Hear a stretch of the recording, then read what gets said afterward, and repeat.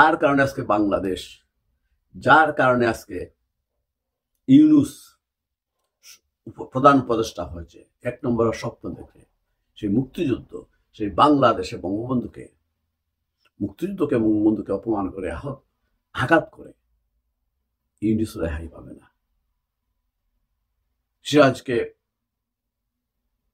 সিরাজের পতনে মির্জাফর যেমন মির্জাফর রেহাই পায়নি, মুস্তাককে বঙ্গবন্ধুকে হত্যা করে মুস্তাক যেমন এক নম্বর হতে পারেনি, পাগল হয়ে মারা গিয়েছে। আমার ধারণা এবং বিশ্বাস করি, আমি একজন মুসলমান হিসেবে বিশ্বাস করি, এত পাপ, এত অভিশাপ নিয়ে ইউনূসের পরিণতি হবো সেই রকমই হবে। আমি মনে করি ইউনূস মুস্তাকের মতো পাগল হয়েই মারা যাবে, শেষ পর্যন্ত হয়তো উলঙ্গ পাগল হয়েই মারা যাবে। এবং বাচ্চা ছেলে উলঙ্গ হয় যখন রাস্তাঘাটে দৌড়াবে, তখন বাচ্চা ছেলেরা তার উপরে ঢিল ছুটবে, ঢিল। বিভিন্ন ইউটিউবাররা বিভিন্ন বিষয় নিয়ে, সাম্প্রতিক বিষয় নিয়ে, আন্তর্জাতিক বিষয় নিয়ে, জাতীয় বিষয় নিয়ে কথা বলে থাকে, আমিও বলি। তবে আমি এই কন্টেন্টে এই মুহূর্তে একটি অন্য বিষয়ে কথা বলতে চাই, ইতিহাস এবং পরিণতি, বেঈমানি, মির্জাফরি এবং পরিণতি, যা ইতিহাসের শিক্ষা। খন্দকার মীর জাফর আলী খান সিরাজদৌলার প্রধান সেনাপতি ছিল। তার এই বেঈমানির কারণে সিরাজকে জীবন দিতে হয়েছিল। শেষ পর্যন্ত সিরাজকে মীর জাফর আলী খানকেও নৃশংসভাবে মৃত্যুবরণ করতে হয়ে জীবন দিতে হয়েছে। মীর জাফর এখন একটি গালি হয়ে গিয়েছে। এরপরে যে আরেকটি শব্দ যুক্ত হয়েছে ছিল মুস্তাক। মীর জাফর আর মুস্তাক সমান্তরাল হয়ে গিয়েছে। মুস্তাক সম্পর্কে আর বিস্তারিত বলার প্রয়োজনে শুধু এই কথাটাই বলতে চাচ্ছি, আমরা আরেক মুস্তাক আমরা পেয়েছি এই মুহূর্তে। আমার মনে হয় যুগে যুগে, শতবর্ষে একবার হইল এক একজন মীর জাফর আলী খান অথবা মীর জাফর অথবা মুস্তাকের জন্ম হয়ে থাকে। মুস্তাক বঙ্গবন্ধুর সমসাময়িক রাজনীতিবিদ ছিল। তো বয়সে বঙ্গবন্ধুর হচ্ছে 2 বছর বড় ছিল। ক্যালকাটা কেন্দ্রিক ছাত্র রাজনীতি থেকে শুরু করে বাংলাদেশের মুক্তিযুদ্ধ পরবর্তী বঙ্গবন্ধু হত্যা পর্যন্ত মুস্তাক বঙ্গবন্ধুর সাথে রাজনীতি করেছে। কখনো কখনো বঙ্গবন্ধুকে ছেড়ে গিয়েছে, আবার সেই খেলায় চলত।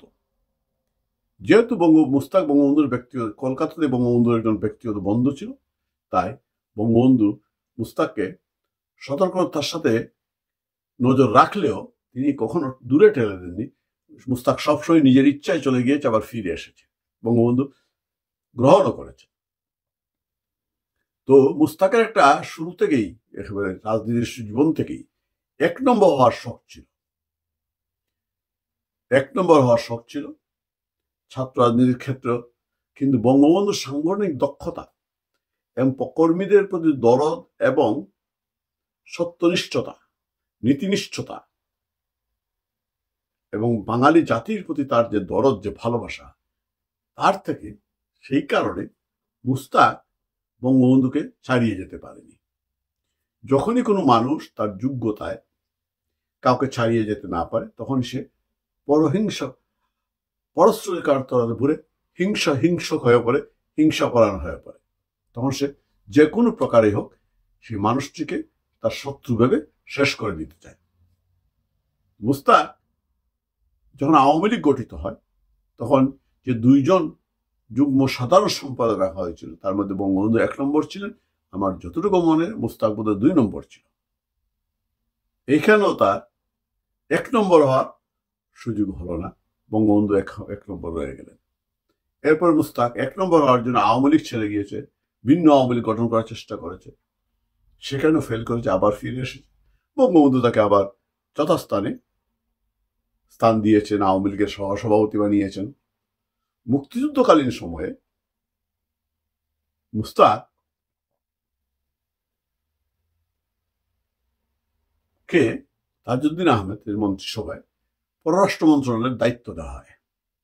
কিন্তু মুস্তাক তার এই যে বাঙালিদের বিরুদ্ধে ষড়যন্ত্র, বঙ্গবন্ধুর বিরুদ্ধে ষড়যন্ত্র, মুক্তি সংগ্রামের বিরুদ্ধে ষড়যন্ত্রের চরিত্র। মুস্তাক, আরেকটা কথা মনে করিয়ে দিই, মুস্তাক আওয়ামী লীগে ছিল মার্কিন লবির লোক, সুতরাং মার্কিন যুক্তরাষ্ট্রের সাথে তার একটা সম্পর্ক সবসময় ভালো ছিল, সে মার্কিন লবি মেনটেন করত। অন্যদিকে তাজউদ্দিন আহমদ ভারত এবং রাশিয়া লবি মেনটেন করতেন। দ্বন্দ্বটা তাদের এইখানে ছিল, রাজনৈতিক দ্বন্দ্ব। মুস্তাক যখন বঙ্গবন্ধুর সাথে না পেরে শেষ পর্যন্ত তাজউদ্দিন আহমদের পিছনে লেগেছিল এবং এক পর্যায়ে এসে সফলও হয়েছিল। স্বাধীনতার পরপরই তাজউদ্দিন আহমদকে মন্ত্রিসভা থেকে বের করে বঙ্গবন্ধু যখন পদত্যাগ করতে বলে, সেটা মুস্তাকের ষড়যন্ত্র হয়েছিল, সাথে অনেকেই ছিলেন, আমি এই মুহূর্তে নামগুলো বলতে চাচ্ছি না। তো মুস্তাক মুক্তিযুদ্ধের সময় আমরা জানি ষড়যন্ত্র করেছে কারণ মার্কিন যুক্তরাষ্ট্র সরকার আওয়ামী লীগ আমাদের স্বাধীনতার বিপক্ষে বরাবরই ছিল, মুক্তি সংগ্রামের বিরুদ্ধে ছিল। মুস্তাক আমেরিকা এবং পাকিস্তানের সাথে ষড়যন্ত্র করে একটি ঠিক সেই মুহূর্তে, শেষ মুহূর্তে যখন বাংলাদেশ স্বাধীন হয়ে যাবে, সেই সময় একটা কনফেডারেশন গঠনের ষড়যন্ত্র করছিল। সেইটা টের পেয়ে তাজউদ্দিন আহমদ মুস্তাককে পররাষ্ট্র মন্ত্রণালয়ের দায়িত্ব থেকে অব্যাহতি দিয়ে রাখেন, কিন্তু ঘোষণা করা হয়নি। সেই সময় পররাষ্ট্র মন্ত্রণালয়ের মূলত দায়িত্ব অর্পিত হয় আব্দুস সামাদ আজাদের হাতে। তিনি বিশেষ দূত হিসাবে সারা দেশে ঘুরে ঘুরে মুক্তিযুদ্ধের পক্ষে জনমত সৃষ্টি করেন। পরবর্তী স্বাধীনতার পরে তাজউদ্দিন আহমদ আব্দুস সামাদকে পররাষ্ট্রমন্ত্রী করেন, মুস্তাকে একটা পাট মন্ত্রণালয়ের দায়িত্ব দেয়। সেই সময় এবং ৭২ বঙ্গবন্ধু দেশে ফিরে আগে মুস্তাক তাতে অখুশি হয়ে পদত্যাগ করে পিজি হাসপাতালে অসুস্থতার ভান করে শুয়ে রয়েছিল, ষড়যন্ত্র করার কেন্দ্র গড়ে তুলেছিল। এটা হচ্ছে ইতিহাসের কথা। তো মুস্তাক শেষ পর্যন্ত যখন তার কিছুই করতে পারতেছিল না, তো সে ৭৫ 15ই আগস্ট শেষ অস্ত্র হিসাবে ১ নম্বর হওয়ার জন্য বঙ্গবন্ধুকে হত্যা করে, বঙ্গবন্ধু পরিবার সবাইকে হত্যা করে এবং বাংলাদেশের স্বাধীনতার চেতনা বিরোধী, মুক্তিযুদ্ধ বিরোধী শক্তিকে নিয়ে ক্ষমতায় আসে। জয় বাংলার পরিবর্তে বাংলাদেশ জিন্দাবাদ, বাংলাদেশ বেতারের পরিবর্তে রেডিও বাংলাদেশ, এইগুলো সে চালু করে। তারপরেও কিন্তু মুস্তাকের শেষ রক্ষা হয়নি। মুস্তাককে ২.৫ মাসের মাথায় ক্ষমতাচ্যুত হতে হয় এবং শেষ পর্যন্ত সে পাগল হয়ে মারা যায়। মুস্তাক আসলে যখন মারা যায় সে একেবারে পাগল হয়ে গিয়েছে। এখন আমি আসি যে বললাম আরেকজন মুস্তাকের বা মীর জাফর আলী খানের সৃষ্টি হয়েছে, তার নাম হচ্ছে ইউনুস, ডক্টর ইউনুস, সুদখোর জঙ্গি। ডক্টর ইউনুস প্রথমে সুদের ব্যবসা দিয়ে শুরু করে, গ্রামীণ ব্যাংক দিয়ে শুরু করে ব্যবসা, টাকা পয়সা করতে তার লোক অনেক। তারপরে তাকে যখন নোবেল শান্তি পুরস্কার দেওয়া হয়, তখন যেভাবে সে শান্তি পুরস্কার লাভ করে, তার মাথার মধ্যে আরেকটি শয়তানি বুদ্ধি আসে, তারও ১ নম্বর হওয়ার শখ জাগে। যে কোনো উপায়ে একটা ১ নম্বর হতেই হবে। ১ নম্বর হতে কি হতে হয়, তাকে দেশের সরকার প্রধান হইতে হবে। তখন সে 1/11 সময় ষড়যন্ত্র করে চেষ্টা করে ১ নম্বর হওয়ার জন্য, রাজনৈতিক দল গঠন করার চেষ্টা করে, কিন্তু সেটা ফেল হয়। ফেল হওয়ার পরেই, ফেল হওয়ার কারণ হচ্ছে ওই সময় একমাত্র বঙ্গবন্ধু কন্যা অত্যন্ত জোরালো কণ্ঠে ইউনুসকে সুদকুর বলে এবং রাজনীতি আসার ব্যাপারে তিনি অত্যন্ত কঠিন ভাষায় তাকে আক্রমণ করে। সে ওইখানে ফেল করে। ফেল করার পরে তার ষড়যন্ত্র কিন্তু তার অব্যাহতই ছিল।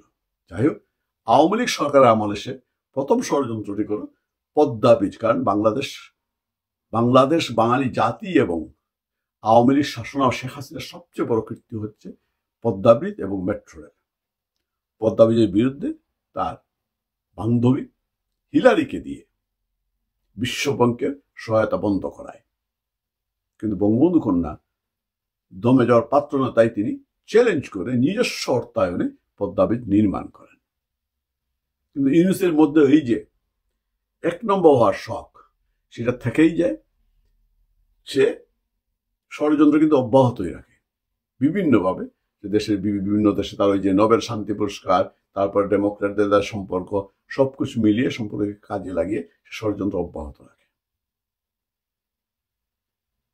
এবং যখন তার বিরুদ্ধে ট্যাক্স ফাঁকির মামলা হয়, কর্মচারীদের শ্রমিকদের বেতন না দেওয়ার মামলা হয়, তখন সে ডু অর ডাই পদ্ধতি চলে যায়। সে ষড়যন্ত্রের চরম পর্যায়ে পৌঁছে এবং ধীরে ধীরে তার পদ্ধতি পরিবর্তন করে ছাত্রদের মাধ্যমে কোটা আন্দোলনকে কেন্দ্র করে সে সফল হয়, যাকে বলে মেটিকুলাস প্ল্যান নিজেই স্বীকার করেছে। এটা শেষ করেও কিন্তু এই নব্য মুস্তাকের ষড়যন্ত্র শেষ হয়ে যায়। এক নম্বর সরকার প্রধান হলেই তো এক নম্বর হওয়া যায় না। এক নম্বর হতে হলে তার বঙ্গবন্ধুকে আঘাত করতে হবে। বঙ্গবন্ধু তো জীবিত নেই, সুতরাং বঙ্গবন্ধুকে সে শারীরিকভাবে আঘাত করতে পারবে না। তাই সে বঙ্গবন্ধুর বাড়ি যারা জ্বালিয়ে দেওয়ার অনুপ্রেরণা যোগায়, বঙ্গবন্ধুর বাড়ি যখন গুড়িয়ে দেওয়া হয় তখন সে নীরব থাকে, বরং তাকে উৎসাহিত করেন। তারই নির্দেশে বুলডুজার আসে। এরপরে এইগুলো এবং বঙ্গবন্ধুকে বিভিন্ন জায়গা থেকে বঙ্গবন্ধুর যত ভাস্কর্য ভেঙে ফেলা হয়েছে, যেখানে বঙ্গবন্ধু নাম আছে মুছে ফেলা হচ্ছে, বঙ্গবন্ধুর নাম নিলে কারাগারে যেতে হচ্ছে, জয় বাংলা বললে কারাগারে যেতে হয়। তার একটাই মাত্র কারণ, সে এক নম্বর যদি হত হয়ে থাকে মুক্তিযুদ্ধ এবং বঙ্গবন্ধুকে হেয় করতে হবে, শেষ করে দিতে হবে, নতুবা তার পক্ষে সম্ভব না। তাই সে মুক্তিযোদ্ধাদেরকে মুক্তিযুদ্ধের যত স্মারক তা ভেঙে দিচ্ছে, বঙ্গবন্ধুদের জাদুঘর মুছে দিচ্ছে, ভেঙে দিচ্ছে। এসবই করা হচ্ছে এক নম্বর হতে চায়। কিন্তু ইউনূস জানে না মুক্তিযুদ্ধ বাংলাদেশের মা, বঙ্গবন্ধু জাতির পিতা।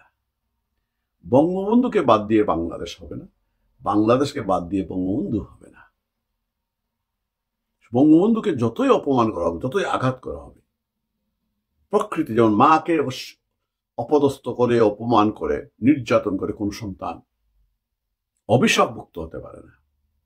বাপকে নির্যাতন করে, অপমান করে যেমন কোন সন্তান অভিশাপ মুক্ত হতে পারে না, তেমনি যার কারণে আজকে বাংলাদেশ, যার কারণে আজকে ইউনূস প্রধান উপদেষ্টা হয়েছে, এক নম্বরের স্বপ্ন দেখে সেই মুক্তিযুদ্ধ, সেই বাংলাদেশে বঙ্গবন্ধুকে অপমান করে, আঘাত করে ইউনূস রেহাই পাবে না। সিরাজের পতনে মির্জাফর যেমন মির্জাফর রেহাই পায়নি, মুস্তাককে বঙ্গবন্ধুকে হত্যা করে মুস্তাক যেমন এক নম্বর হতে পারেনি, পাগল হয়ে মারা গিয়েছে। আমার ধারণা এবং বিশ্বাস করি, আমি একজন মুসলমান হিসেবে বিশ্বাস করি, এত পাপ, এত অভিশাপ নিয়ে ইউনূসের পরিণতি হবো সেই রকমই হবে। আমি মনে করি ইউনূস মুস্তাকের মতো পাগল হয়েই মারা যাবে, শেষ পর্যন্ত হয়তো উলঙ্গ পাগল হয়েই মারা যাবে। এবং বাচ্চা ছেলে উলঙ্গ হয় যখন রাস্তাঘাটে দৌড়াবে, তখন বাচ্চা ছেলেরা তার উপরে ঢিল ছুটবে, ঢিল।